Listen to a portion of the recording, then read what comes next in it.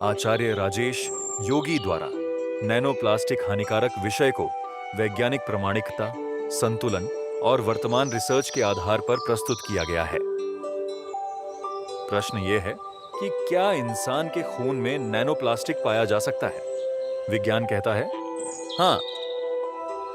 पिछले कुछ वर्षों में वैज्ञानिकों ने एक चौंकाने वाली खोज की है।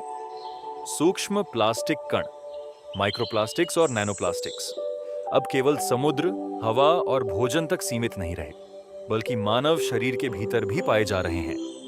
हालांकि यह क्षेत्र अब भी शुरुआती रिसर्च स्टेज में है और बहुत सी बातें अभी अध्ययनाधीन हैं।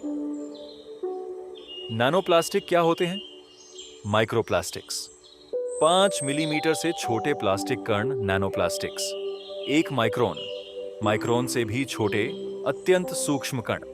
ये कण प्लास्टिक बोतलों, पैकेजिंग, सिंथेटिक कपड़ों, हवा, पानी और औद्योगिक प्रदूषण से बनते हैं।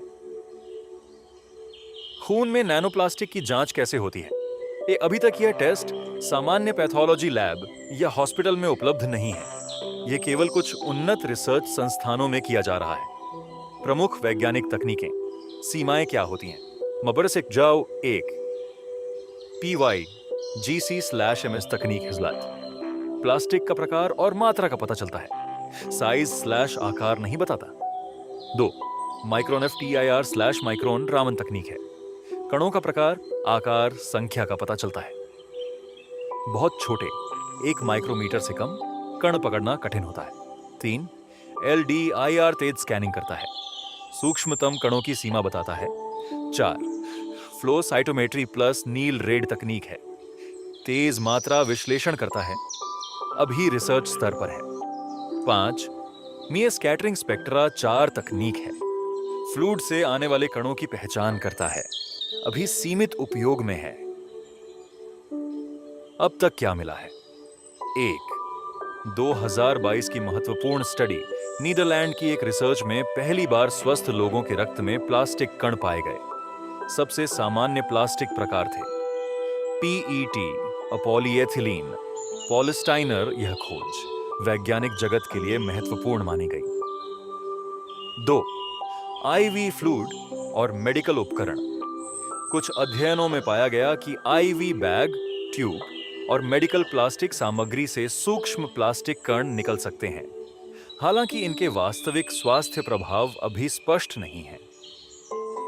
3 प्लेसेंटा और शरीर के अन्य भाग। कुछ रिसर्च में प्लास्टिक कण प्लेसेंटा, फेफड़ों, रक्त, मल नमूनों में पाए गए हैं, लेकिन यह अभी स्पष्ट नहीं कि इनसे कितनी हानि होती है।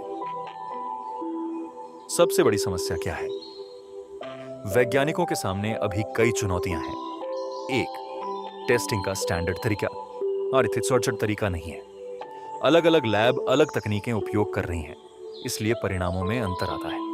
2 कंटेमिनेशन का खतरा, क्योंकि प्लास्टिक हर जगह मौजूद है, इसलिए सैंपल में बाहरी प्लास्टिक मिल जाने की संभावना रहती है। 3 अत्यंत छोटे कण पकड़ना कठिन है। नैनो प्लास्टिक इतने सूक्ष्म होते हैं कि उन्हें विश्वसनीय रूप से मापना तकनीकी रूप से कठिन है। क्या इसका स्वास्थ्य पर असर सिद्ध हो चुका है? अभी निश्चित रूप से नहीं, पर शोध जारी है। वैज्ञानिकों ने यह साबित कर दिया है कि प्लास्टिक कण शरीर में प्रवेश कर सकते हैं, लेकिन यह अब भी पूरी तरह सिद्ध नहीं हुआ कि कितनी मात्रा में और शरीर को कितनी हानि पहुंचा सकते हैं। रिसर्च अब भी जारी है।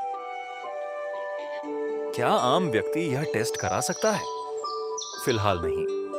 अभी तक कोई मानक क्लिनिकल टेस्ट उपलब्ध नहीं है। यह कोई सरकारी अनुमोदित नियमित ब्लड टेस्ट नहीं है। यह केवल रिसर्च प्रोजेक्ट्स तक सीमित है। यदि कोई संस्था नैनोप्लास्टिक ब्लड टेस्ट करने का दावा करे, तो सावधानी बरतनी चाहिए। शरीर में प्लास्टिक एक्सपोजर कम करने के व्यावहारिक उपाय। वैज्ञानिक और पर्यावरण विशेषज्ञ सामान्यतः ये सुझाव देते हैं कि प्लास्टिक बोतलों में गर्म पानी, चाय रखने से बचें। अत्यधिक प्रोसेस्ड पैकेज्ड फूड कम करें। कांच या स्टील के बर्तन अधिक उपयोग करें।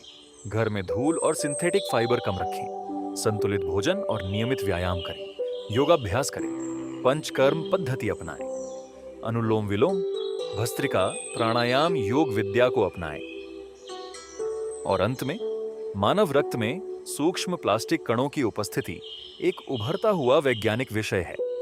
यह खोज महत्वपूर्ण जरूर है, लेकिन अभी डर फैलाने की बजाय संतुलित वैज्ञानिक दृष्टिकोण आवश्यक है। विज्ञान ने यह दिखाया है कि हे प्लास्टिक कण शरीर तक पहुंच रहे हैं, लेकिन अभी यह स्पष्ट नहीं कि वे कितनी मात्रा में खतरनाक हैं। कौन सा स्तर वास्तव में नुकसानदायक है। इसीलिए जागरूकता आवश्यक है, लेकिन अप्रमाणित दावों से बचना भी उतना ही जरूरी है। स्वास्थ्य के प्रति इस प्रकार के इंफॉर्मेटिव वीडियो अच्छा लगे, लाइक करें, शेयर करें, बेल आइकन दबाएं, सब्सक्राइब करें। धन्यवाद।